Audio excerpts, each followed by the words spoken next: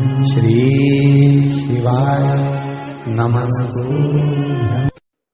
कथा कहती है भाई जा सोचना था कि हमारी गति क्या होना है, उसको सोचना था हमारी गति क्या है। अगर 4 लड़के हैं बराबर का, 4 बेटियां हैं बराबर की, 5 बेटे हैं बराबर का, 5 है। यहां तक शिव पुराण की कथा कहती है, भागवत जी में यहां तक वर्णन आता है कि यशोदा मैया अपने लाला को जितना माखन देती थी उतना माखन दाऊजी महाराज को भी देती थी। मनसूखा आ जाता था, मनसूखा को देती थी। श्रीदामा आ जाता था, श्रीदामा को देती थी। जो आ जाता उसको माखन दे देती।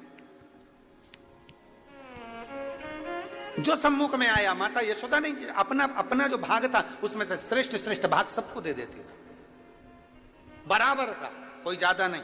शिव महापुराण की कथा यहां तक कहती है तुम्हारा बच्चा अगर बिस्कुट खा रहा है और तो उसका दोस्त आ गया ना, तो पहला फर्ज मां का बनता है कि उसमें से आधे बिस्कुट उस दोस्त को दे, क्योंकि भोजन करते समय आया है, क्रमशः में।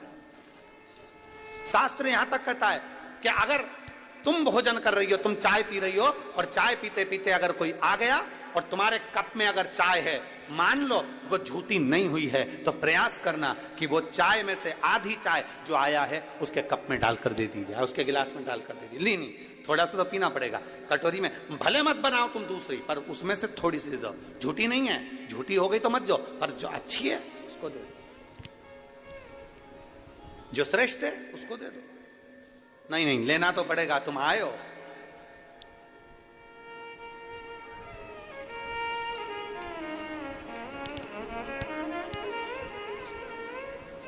भोजन करते समय थाली में बाल आ जाए, भोजन करते समय एकदम खाते खाते गले में मिर्ची लग गई, हिचकी चलने लगे, भोजन करते समय एकदम ठसका लग गया, अटक गया भोजन, पानी अटक गया।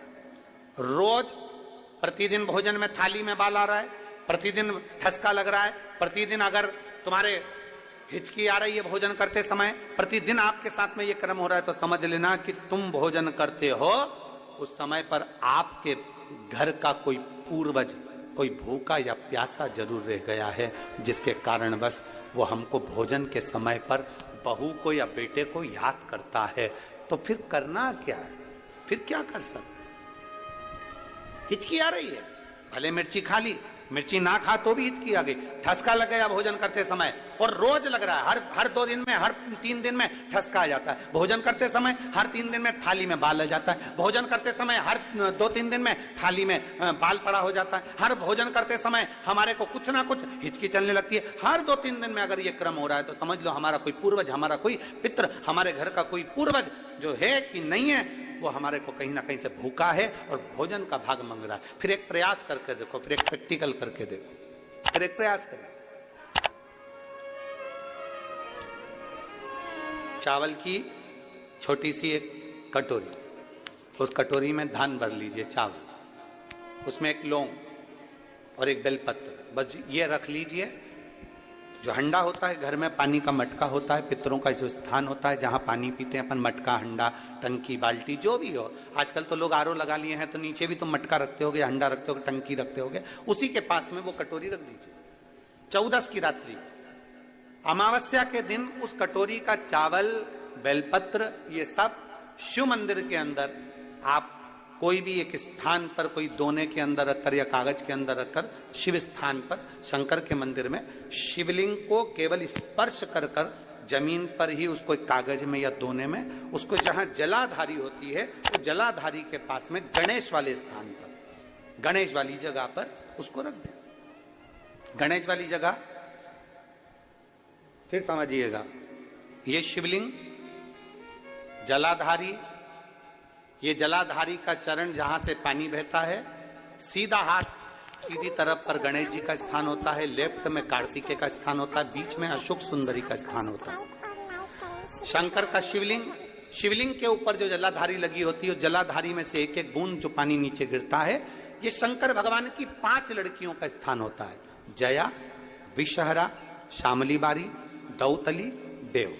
शंकर जी की 6 नंबर की लड़की का स्थान बीच में होता है, जिसका नाम है अशोक सुंदरी। ऐसा स्थान, और ये पार्वती जी का हस्तकमल हो गया, शंकर का स्थान हो गया। तो जब हम वो अन्न रखते हैं, जब हम चावल और एक बेलपत्र और एक लौंग जो रखते हैं, वो हम गणेश जी वाले स्थान के साइड में रखते हैं, नीचे की ओर रखते हैं उसके स्थान। कई लोग एक प्रश्न करते हैं, गुरुजी आज सावन की शिवरात्रि, हम रात्रि को पूजन करेंगे 7 बजे शाम को ऑनलाइन, तो हम मट्टी के शंकर जी बना रहे हैं, तो क्या हम नंदी बनाएं? हम शंकर जी बना रहे हैं तो क्या हम गणेश जी बनाएं? नहीं, केवल शंकर भगवान का शिवलिंग बनाइए, बड़े प्रेम से जलाधारी बनाइए। हमने पहले भी कहा कि इसमें सारे देव अपने आप विराजमान हैं। आप जब अभिषेक करेंगे तो उसमें सब देवों का अभिषेक अपने आप हो जाएगा, सबकी पूजा। हाँ, पूजन के सामान में 3 सुपारी लिखाई है, उसमें से 2 सुपारी में से एक गणेश जी गोरा जी अपन बनाएंगे, उसका पूजन करेंगे, और 1 सुपारी से अपन संकल्प छोड़ेंगे। शिव आराधना में शास्त्र कर रहा है, शिव महापुराण वर्णन कर रही है। आप अगर भोजन कर रहे हो और भोजन करने में आपको बार बार हर 2 दिन में 3 दिन में बाल आ रहा है भोजन की थाली में, सब सफाई से भोजन बनता है। ऐसा कोई मेरी जीजी नहीं है जो बिना सफाई के भोजन नहीं बनाती, सब सफाई से बनाती है, सब अच्छे से बनाती है, सब अच्छे प्रेम से बनाती है, और सब सफाई से भोजन बनाती है। और सफाई से भोजन बनाने के बाद भी आपकी भोजन की थाली में बाल आ रहा है, अच्छे से प्रेम से एकांत में बैठकर भोजन कर रहे तो भी हिचकी आ रही है, तो भी आपको ठसका लग रहा है, रोज 2-3 दिन में लग रहा है, समझिए कि वो कहीं ना कहीं हमारे पूर्वज, कहीं ना कहीं हमारे देव भूखे हैं, भोजन मांग रहे हैं, भोजन मांग। और मैंने तेरे ही भरोसे बाबा, तेरे ही भरोसे हवा बिच उड़ती जावांगी, बाबा डोर हथो छड़ी ना मैं कटी जाऊंगी, भोले मैं तेरी। आप लोगों का आता है तो साथ में बोला करो, भोले मैं तेरी हवा बिच उड़ती जावांगी, बाबा डोर हथी ना में कटी जाऊंगी, भोले मैं तेरी, शंभु मैं तेरी। 3 जगह स्मरण आपके सम्मुख में। स्वामी आज हमको 40 साल के पर्यंत तो पहली बार 40 साल में पहली बार भूखा सोना पड़ रहा, पहली बार हम भूखे सो रहे हैं। क्या कारण है? अभी आपको कथा में कहा, सालों से इंतजार कर रहे थे, और शिव महापुराण की कथा यदि सावन के महीने में यहां बैठकर अगर सुनने को मिल रही है तो समझना कि हमारे पूर्वजों का कोई पुण्य फल होगा। सालों से इंतजार कर रहे थे। कई एक पत्र लिखा है, अगस्त से श्रावण की शिवरात्रि के दिन जो कथा का लाभ, पहले दिन की कथा का श्रवण कर रहे हैं, उन सब से निवेदन करेंगे, बन सके अपने जीवन में श्रावण के महीने में भूल से भी अगर पार्थिव शिवलिंग का निर्माण हो जाता है, भूल वश भी हम शंकर के पार्थिव लिंग का निर्माण कर लेते हैं, तो वो जीव कहीं ना कहीं सुख प्राप्त करता ही है, उसका फल उसको मिलता ही है, वो सुख मिलता ही है। बोल बम का नारा है। किसी से डर के बोल रहे हो क्या? तो फिर आवाज खोलकर बोलो, हम भी तो बोल रहे हैं। बोल बम का नारा है, सारी समस्या का हल। वीआईपी बन के नहीं बैठना अपने को। कई माताएं वीआईपी बन के ताली भी बजाएंगी तो ऐसे धीरे धीरे लोग क्या कहेंगे, ना ना, हलमस्त होकर बड़े प्रेम से जैसे सुनते हो वैसे ही सुनो, आनंद के साथ। आपन तो अड़भंगे, हम तो भोलेनाथ जी के भगत जैसे सुनो कि शंकर के भगत हैं, बाबा के भगत हैं, बड़े प्रेम से आनंद लेना है। बिल्कुल ऐसे मुसद्दी लाल जैसे नहीं बैठना है। तो भूसा दिला लेके बैठ गए, मालूम पड़े अब ये भी कुछ नहीं बोल रही, ये भी कुछ नहीं बोल रही।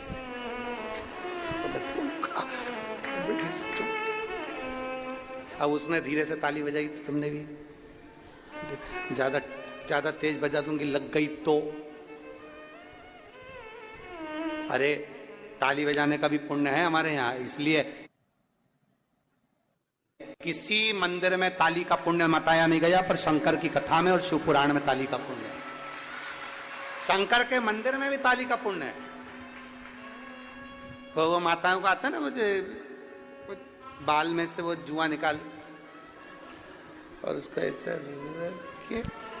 ऐसा निपटा देती है। उसी तरह जब पाप कथा सुनते समय हमारा पाप हमारे सम्मुख में आता है, और जब हम शंकर के मंदिर में शिवालय के सामने शिव के सामने या शिव पुराण में जब ताली का नाद करते हैं, पाप छिन्न हो जाता है। सवाब बोल बम का नारा है, सारी समस्या का हल। कोई है, कोई जल्दी बनता है, शिव को जल चढ़ाने वाला एक दिन से जरूर बनता है, प्राप्त होता है।